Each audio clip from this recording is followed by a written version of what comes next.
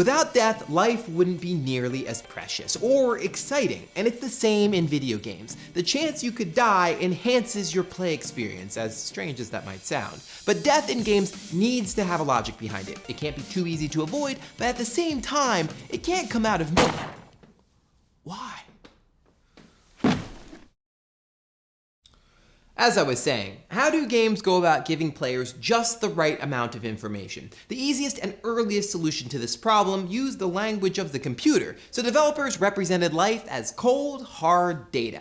1971's computer space used big numbers for score and a clock for time. More than a decade later, things had improved, but not by much. 1983's Punch-Out used a simple bar graph to measure data. Does this excite you? I mean, come on! Come on!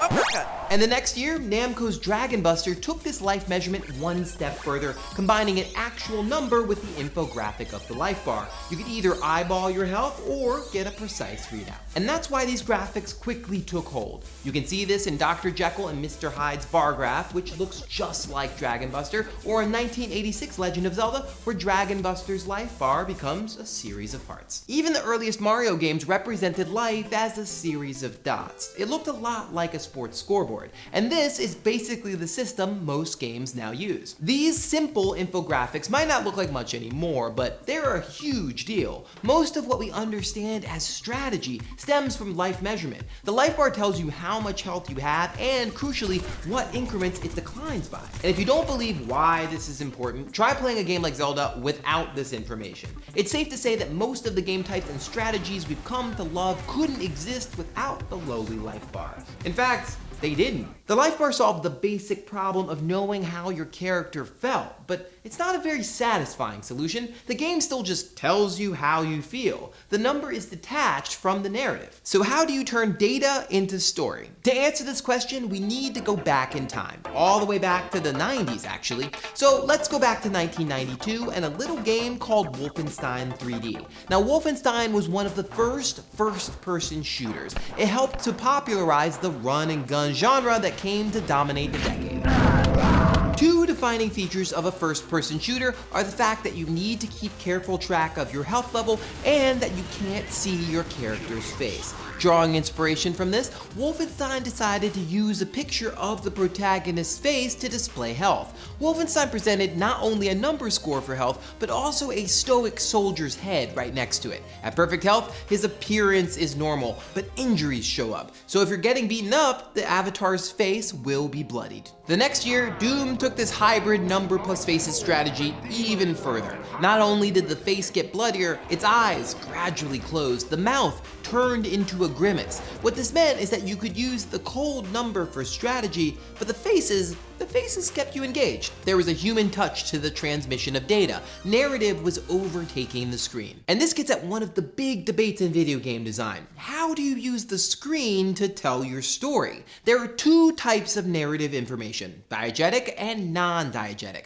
The diegetic part of the game is the narrative itself, what is actually happening. The non-diegetic bits are information, readouts, and numbers. So the difference between diegetic and non-diegetic storytelling is a difference between just telling you something and showing you through mechanics. And obviously you don't want a game to be wholly non-diegetic, but this is what traditional life bars like Punch-Outs were. What Wolfenstein and Doom achieved was introducing narrative value into the traditionally non-diegetic part of the screen. At a time when FPSs weren't everywhere, this balance between diegetic and non-diegetic storytelling offered engagement and information. It was something for everyone, and not coincidentally overlapped with the genre's rise. Once these games established that a life bar didn't have to be a bar or separate from a game's story, things got weird fast. So in 1994, Primal Rage made a life bar an actual bleeding heart with an artery. And in 1997, Star Wars Masters of the Terrascasi took that idea in a more combative direction,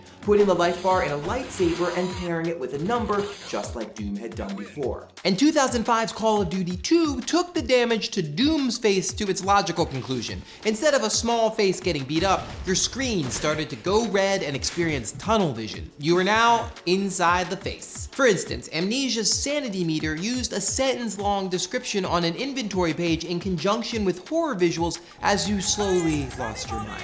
As Frictional Games' Thomas Script put it, something happened had to happen when sanity got low as an indicator for players, but without showing it in direct numbers. This description of the thinking that went into Amnesia basically describes how far we've come in terms of expressing health or life. Instead of fancifying the number, developers are now looking to avoid it entirely. This trend reached its apogee with games like Animal Crossing, where your town gets weeds as things go south, or Red Dead Redemption, where the amount of bullet wounds on your protagonist is the sign of distress. On the one hand, these diegetic measurements of character welfare are more engaging. They're adding depth to the experience, and that's great, but they're also harder to judge. How many weeds really spell doom? Who knows? And that's why non-diegetic life bars are still with us. Assassin's Creed Unity, for instance, uses a series of bars to represent health. When it comes to games involving strategy, non-diegetic health bars will always be more precise. Is the loss of narrative value a worthwhile trade-off? There are surely times where you really want to be immersed in a world, and the absence of a superimposed layer of non-diegetic data totally helps with that. If that's your thing,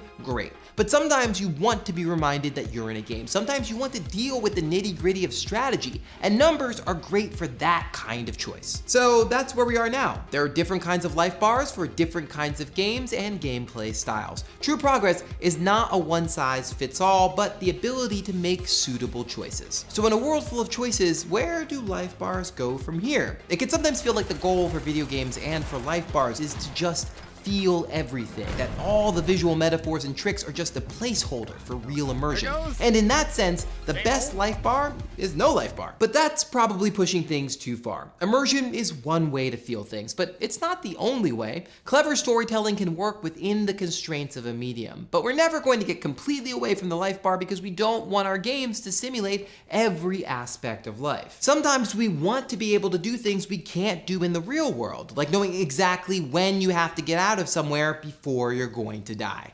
You have 10 seconds to escape this video before self-destruct. So what do you think? What's your favorite life bar or creative abstract way of showing data? Hash it out in the comments, and if you like what you saw, please subscribe. I'll see you next week. Gotta go.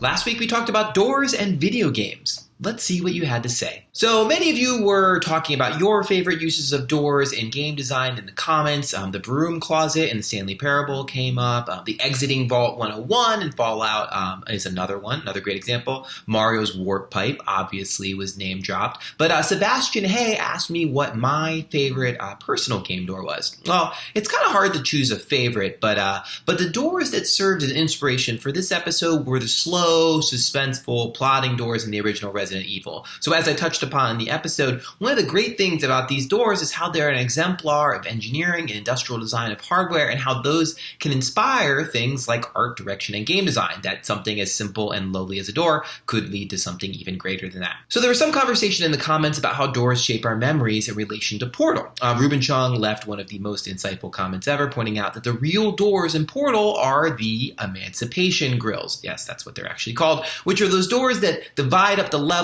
by resetting your portals and the objects you're carrying when you pass through them. According to Ruben, they say that they're the thresholds that most definitely fit into the role of event boundaries. And if you remember, I introduced this idea of event segmentation theory, which says that our short-term memory is shaped into segments that get reset periodically. And strangely, the reset button more often than not gets hit when we pass through doors. So Ruben Chung is 100% right. Games allow for all of these different types of doors. In Portal, you have some doors that sort of act as boundaries to the puzzles, which reset our short-term memory and reorient us. And then there's also the other doors, the portals themselves, which are tools for navigating and solving the puzzle. So perhaps game doors that have different uses than doors in everyday life help us to understand new aspects of psychology and hopefully everyday life as well.